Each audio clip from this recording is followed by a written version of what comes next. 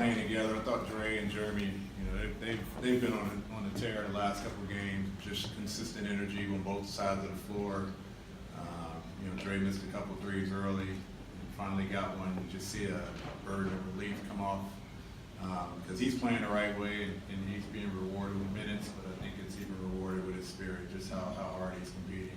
And those two guys are the examples in our locker room right now as we're searching and seeking and trying to find something positive. Those are the two guys that I'm looking at. On a positive note, Coach, John Collins minutes up to 30 minutes tonight. You got to be happy with his progress. Yeah, no, I mean, it's every game. I think we've increased it a couple minutes, and there's really no restriction on him now. Just got to monitor his movement, make sure you're not putting him in a bad spot. But again, just his energy, his effort. We don't run a lot of plays for him. We just put him in the action and use his talents and his athleticism to get easy opportunities. Some off a drop off, some off of lobs, and just his activity around the basket for offensive rebounds. But to play 30 minutes in his fourth or fifth game and to kind of have his legs underneath him and get his rhythm going, we'll see more. We'll see a better version of John as the season progresses. Is this ideal for him? You want to go up a little bit higher than this, or? No, I don't have a number. I just want him fresh, and I want him active, and I want him energetic.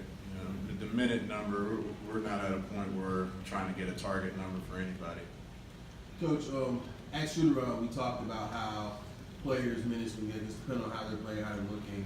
Notice you played Torian not for very long. Same thing with Trey, but you did see some things with Jeremy. What did you see with Jeremy? What did you see with Jeremy? Just he's making shots really, and just challenging him to compete on the defensive end, and he's doing that.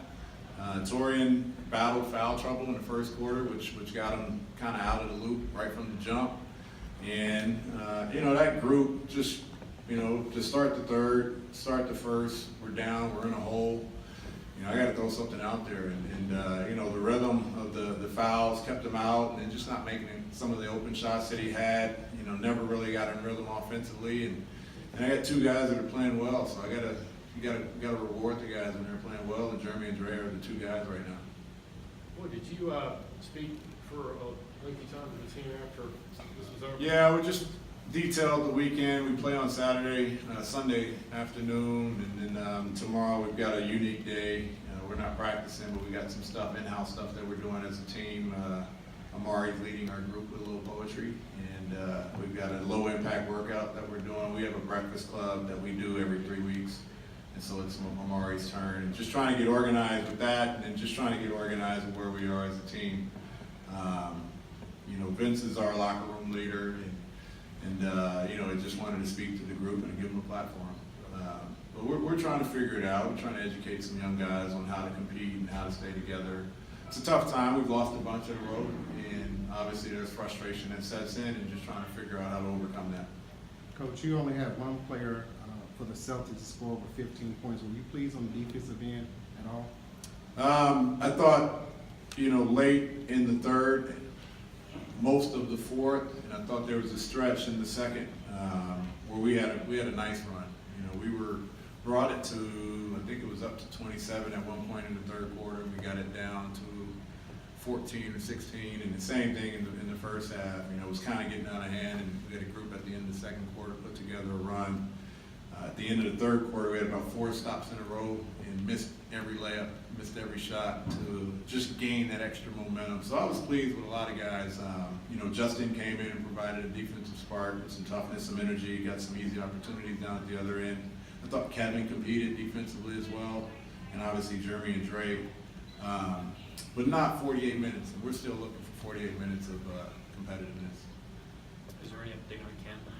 Did he spray? I think it was all right. He went out at halftime and tried it, and he just didn't feel. He walked out there and said, "I'm good, and then came back 2 minutes later and said it just didn't feel right. So he sprained it, rolled it.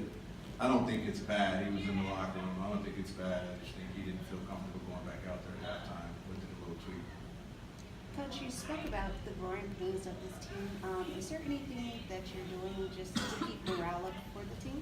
Yeah, we're not going anywhere, and this is to say it's expected. Is just more about when you have a young team, you have a new team, you have a lot of guys that are going through this for the first time. You have to expect that there's going to be some growing pains. How and when, and what type, who knows? But that's the good thing, is that we know these things are going to occur. You know, the tough part about it is it's hard to win in the NBA, and you have to find what's best for your team to get your spirit back, and it's competing and it's effort, and that's what we're focusing on. It's not minutes, it's not numbers, it's not plays or shots. Are we delivering the amount of effort and commitment consistently, and as a group, are we doing that on a nightly basis? And that's what we're working on, that's what we're focusing on in our conversations. Coach, what did you see with Justin Anderson? Just he gives us a spirit. You know, he comes in, he's a very animated person on the court, and that's his way of getting himself going. And we need that. We need someone with some bounce. We need someone with some toughness. We need someone that brings energy. And when you go through a tough spell, you know, that's the first thing that goes. Your head drops and your energy goes. So we need anyone that gives us energy. Dre's a quiet guy, but he just plays hard. And Justin is doing the same thing. He just talks a little bit more. But we need both of those type of energies when they're on the court. I know you're still looking for rotations and groups that work, but is it alarming to you at all that the starters seem to be struggling as bad as they are? Yeah, a little bit. Yeah, we'll figure it out. You know, we've mixed up the lineup with John and Dwayne. You know, jumping those two guys in, trying to give them a little bit of time to figure it out, whether it's starting or just when they're out there playing together throughout the course of the game. We try to infuse a body here or two. Jeremy was the first sub off the bench with Trey tonight. And I thought there was a decent stretch. It was only 2 minutes, but I thought it was a decent stretch. But it's different. And so we'll keep trying to find different solutions to the lineups, whether it's subbing early or subbing more guys at once and just mixing up the group, or just seeing if that group can get going internally. Coach, I know we talked about Vince earlier. Did you notice the leadership he was providing at the end of the bench right before the half?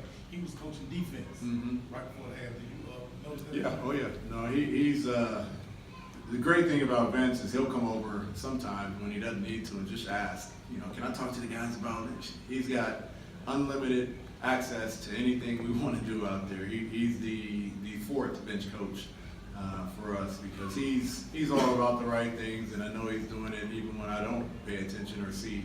I know he's in the guys' ears, and he's trying to keep them going, and he's being honest about it, being very candid with them. Thanks, Coach. All right.